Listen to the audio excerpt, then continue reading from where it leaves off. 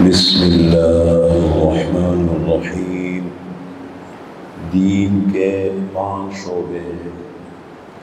Number 1 عقائد، number 2 عبادات، number 3 معاملات، نمبر 4 معاشرت، نمبر 5 اخلاق۔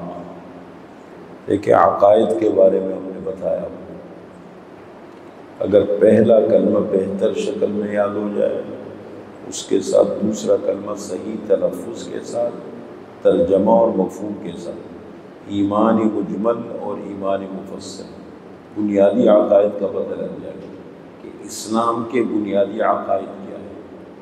مطلب ایسا نہیں ہے کہ دنیا میں دین کوئی الگ چیز ہے، دنیا کوئی الگ چیز ہے۔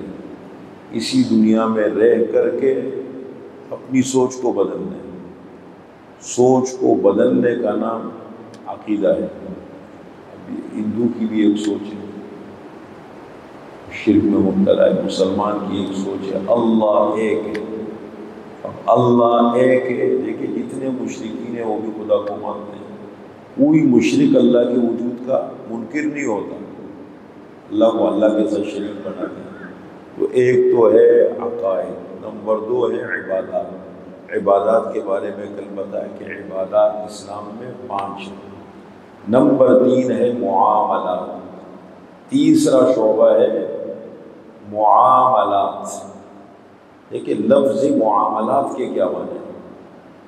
معاملہ، عامل یعامل معاملۃ، معاملات، آپس میں لین دین۔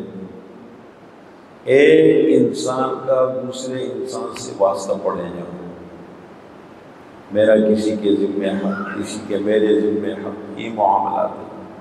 معاملات کی ایک تو معاملات کی اہمیت ہے اسلام میں، اور یہ جو جدید نظام ہمارے اوپر آئے نا، اس نے ایک کام کیا، اس نے سیاست کو الگ کر دیا، معاملات کو الگ کر دیا، عبادت کو الگ کر دیا۔ ایک آدمی عمرے پہ جاتے اس کے ذمہ ادھار ہے، نفل حج پہ جاتا ہے یا حج پہ اس کے ذمہ ادھار ہے، وہ اس کو یہ نہیں پتہ ہے کہ ادھار دینا فرض ہے اور عمرہ کرنا نہ فرض ہے، بیچارے کو یہ نہیں پتہ ہے۔ یہ اتنی کمزوریاں معاملات کو ہم نے دین سے، دیکھیں اگر ہم کہیں بھی، لیکن ہمارے ماحول نے، ہماری سوچ اور ہم نے معاملات کو دین سے الگ کر دیا۔ دین کو چند عبادات کا نام بنا دیا، بہت چھوٹی سی سوچ ہے ہماری مسلمانوں کی۔ حالانکہ اسلام پھیلا ہے معاملات اور اخلاق کے ذریعے سے۔ ہمارے بزرگوں نے، آپ صلی اللہ علیہ وسلم نے میدان جنگ کے اندر اپنی جنگوں میں دنیا کو سمجھایا ہے کہ معاملات کیا ہوتے ہیں۔ رات کے وقت آپ صلی اللہ علیہ وسلم خود تشریف لے کے جاتے ہیں، آپ کوئی دستہ روانہ فرماتے ہیں، کو تاکید کرتے ہیں کہ جب دشمن کے علاقے میں پہنچو، رات کے وقت حملہ مت کرنا، تاکہ عوام زد میں نہ آئے۔ کسی خاتون کو قتل مت کرنا، کسی بوڑھے کو قتل مت کرنا، کسی بچے کو قتل مت کرنا۔ وہ لوگ جو اپنے عبادت خانوں میں بیٹھ کے عبادت کرتے ہیں، ان سے چھیڑ چھاڑ مت کرنا۔ جو تمہارے مقابلے میں میدان میں نکلے، بس وہ تمہارا دشمن ہے، جو مقابلے میں آتا ہے۔ یہ سب چیزیں، تو یہ معاملات کے معنی آپس میں اس کی اہمیت پہ گفتگو کریں گے۔ سب سے پہلے میں آپ کے سامنے ذکر کروں، معاملات کی 5 قسمیں ہیں۔ معاملات 5 قسم کے ہیں۔ نمبر 1 المعاوضات المالیہ۔ المعاوضات المالیہ، مالی لین دین۔ آپس میں ہم معاملات کر رہے ہوتے ہیں، پیسے دے دیے، چیز لے لی، کسی کے پاس ادھار رکھا، کسی کے پاس امانت، یعنی پیسوں کا لین دین جتنا ہوتا ہے، کاروبار کے حوالے سے، کسی بھی حوالے سے۔ تو ایک ہے المعاملات المالیہ، مالی لین دین معاملات میں آتا ہے۔ نمبر 2 المناکحات۔ مناکحات کے معنی شادی بیاہ، رشتے سے لے کر، رشتہ ہوتا ہے بچی کا، بچے کا رشتہ ہوتا ہے، پھر اس کے بعد سلسلہ آگے چلتا ہے، پھر اس کے بعد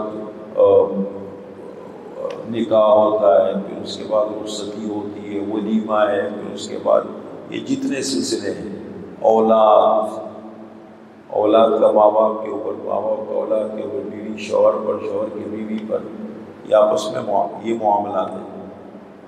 یعنی شادی بیاہ سے متعلق جتنی چیزیں جہاں انسان کا انسان سے واسطہ پڑتا ہے، بس یہ معاملات ہیں. نمبر 3 المخاصمات.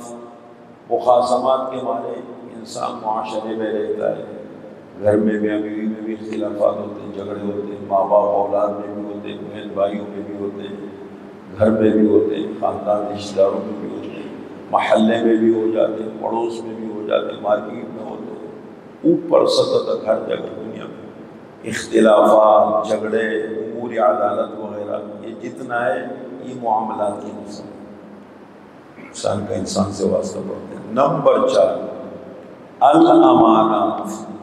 امانتیں یہ بھی بہت اہم دین کا حصہ ہے.